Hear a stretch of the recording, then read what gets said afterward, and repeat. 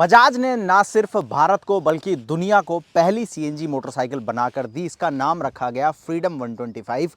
ये motorcycle petrol और CNG दोनों पर चलती है। अब किसको खरीदनी चाहिए और अगर आप इसको खरीदते हो तो किन चीज़ों का आपको ध्यान रखना है, सबकी बात करूंगा मैं आज के इस डिटेल रिव्यू के अंदर, जहां कंप्लीट डिटेल शेयर करूंगा बजाज फ्रीडम 125 सीएनजी मोटरसाइकिल के बारे में कि आप जब इसको चलाओगे तो कैसा ये फील देती है, क्या माइलेज वगैरह देती है, सबकी बात करेंगे। तो बिना किसी देरी के वीडियो को शुरू करते हैं। आगे बढ़ने से पहले एक ही रिक्वेस्ट है, यदि चैनल पर पहली बार आ रहे हो तो सब्सक्राइब करो, नोटिफिकेशन बेल को ऑन करो। तो सबसे पहले बात करते हैं लुक एंड डिज़ाइन के। साथ में बाइक दिखने में ही काफ़ी ज़्यादा डिफरेंट नज़र आती है और ये काफ़ी बड़ा रीज़न है इसके एक आई कैची होने का कि जब भी आप इस बाइक को लेकर निकलते हो तो लोग इसको देखते हैं और आपसे ज़रूर पूछते हैं कि ये कौन सी मोटरसाइकिल है।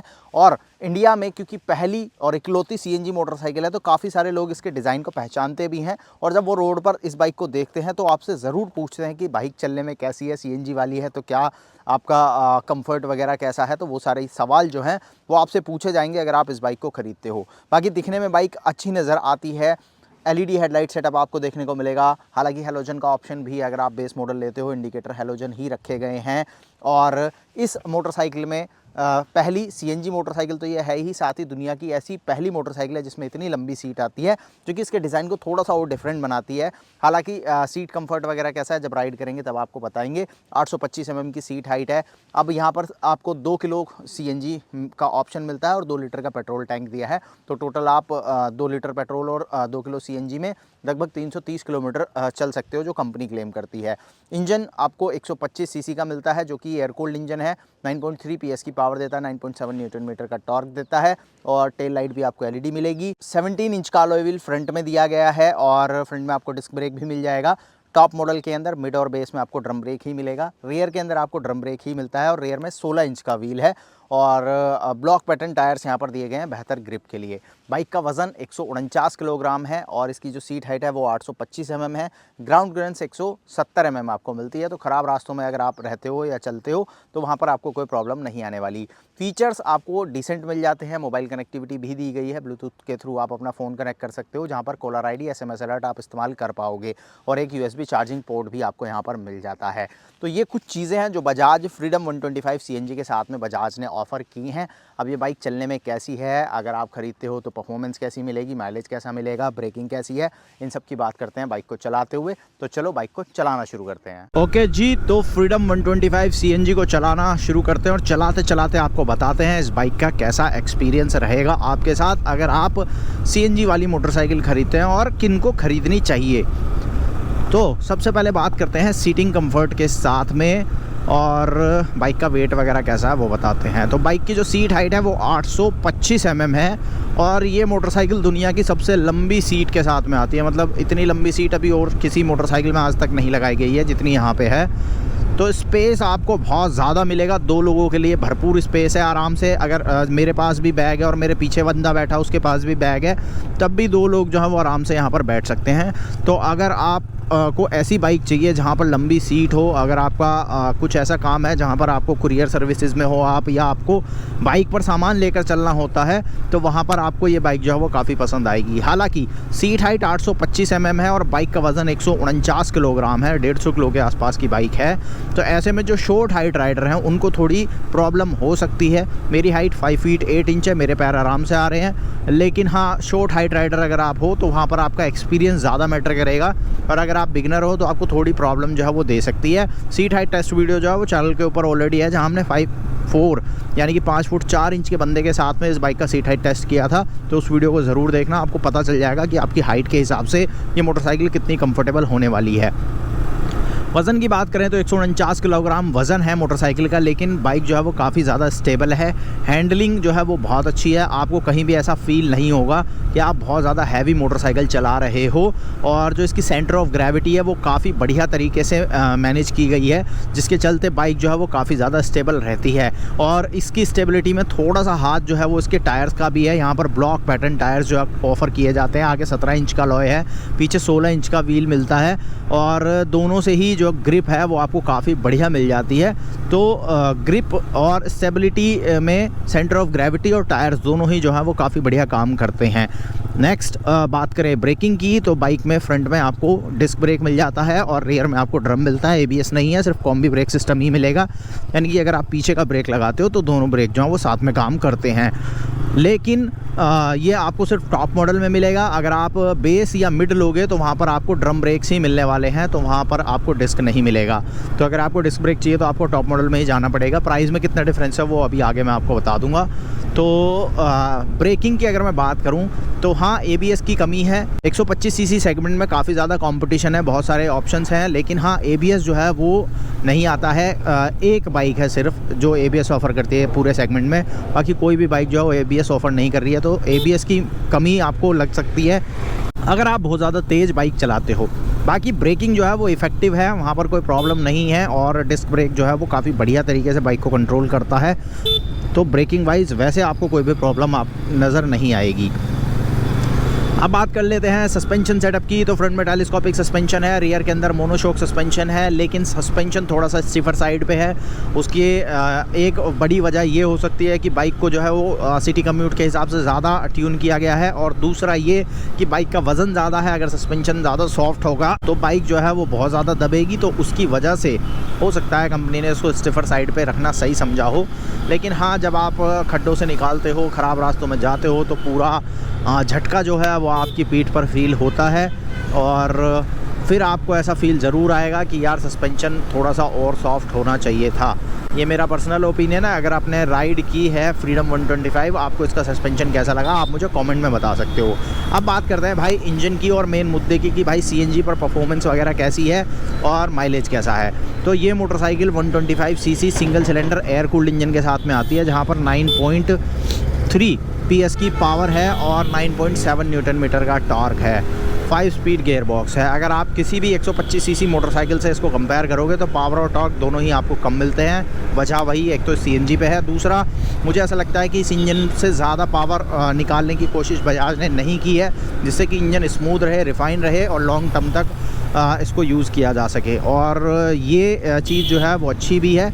हाँ, जिन लोगों को पावर वगैरह ज़्यादा चाहिए उनके लिए फिर आपको यहाँ पर पावर लैग ज़रूर मिलेगा। जैसे कि अभी देखो तो गाड़ी खींचने में बहुत ज़्यादा शोर करती है, ये दिक्कत है। अगर मैं अभी यहाँ 5th गियर में चल रहा हूँ, अब आप 5th गियर देखना, मैं 5th गियर में चल रहा हूँ और अच्छी खासी स्पीड मेंटेन करूँगा। ये 60 ऑलमोस्ट 60 प्लस है। अब मैंने यहाँ ब्रेक लिया, ठीक है। अब इस ट्रक को मुझे अगर ओवरटेक करना है, ये देखो एक गियर डाउन कर दिया, उसके बाद भी कितना लंबा टाइम जो है वो ये लेगी। और बहुत बार ऐसा होगा, जैसे अभी आगे पैच है, मुझे नहीं लगता हो पाता ओवरटेक। तो ये कमी जो है वो आपको लगेगी। अगर आप पावर एंथुजियास्ट हो या आप इससे पावर एक्सपेक्ट करोगे तो वो चीज़ आपको यहाँ नहीं मिलेगी। स्पीड आप पकड़ सकते हो, 100 प्लस तक ये स्पीड पकड़ जाती है, लेकिन उस स्पीड को पकड़ने में टाइम आपको देना पड़ेगा। और अगर आपने सीएनजी गाड़ी चलाई है तो वही वाली चीज़ है इसके साथ भी, कि अगर आपको किसी को ओवरटेक करना और आपने ब्रेक लिया है और उसके बाद आप ओवरटेक करने जा रहे हो, तो वहाँ पर फिर बाइक स्ट्रगल करती हुई आपको नज़र आएगी। अब ये सीएनजी का भी कैरेक्टरिस्टिक होता है, क्योंकि सीएनजी जो है वो पेट्रोल जितनी फास्ट बर्न नहीं होती है, जिसकी वजह से पेट्रोल जितनी पावर आपको सीएनजी मोटरसाइकिल्स में नहीं मिलेगी। और सेम कार्स के अंदर भी कॉन्सेप्ट होता है, तो वही चीज़ इस बाइक के साथ में भी है। हालांकि स्पीड वगैरह अच्छी आप पकड़ जाते हो, मैं आपको एक बार दिखा देता हूँ वो भी।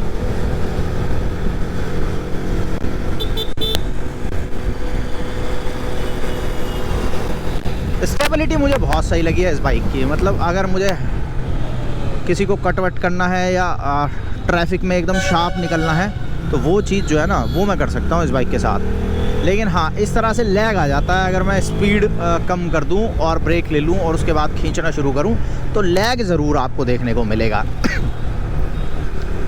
तो मेन परफॉर्मेंस में बस यही कमी है, बाकी इंजन की परफॉर्मेंस में वैसे कोई कमी नहीं है। और वाइब्रेशंस आपको बहुत कम फील होते हैं।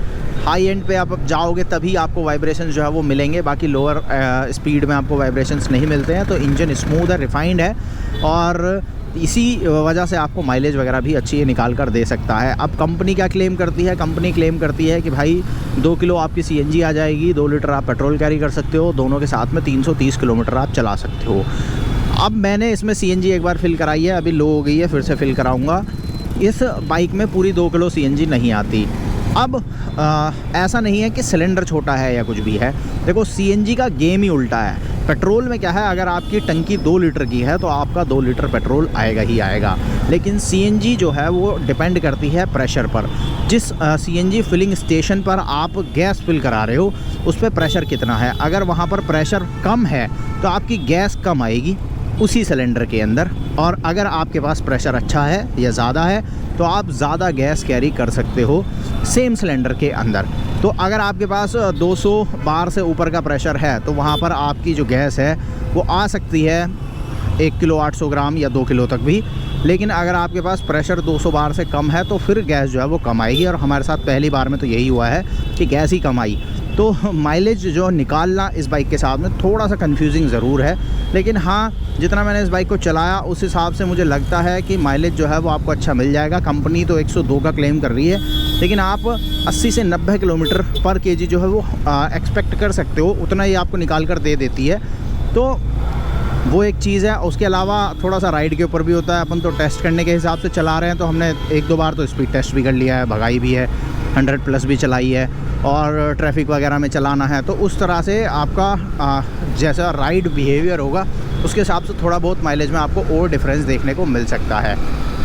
बाकी फ़ीचर्स वगैरह की बात करूं तो वो आपको अच्छे मिल जाते हैं। सबसे ख़ास चीज़ है हैंडल बार पर दिया हुआ ये बटन।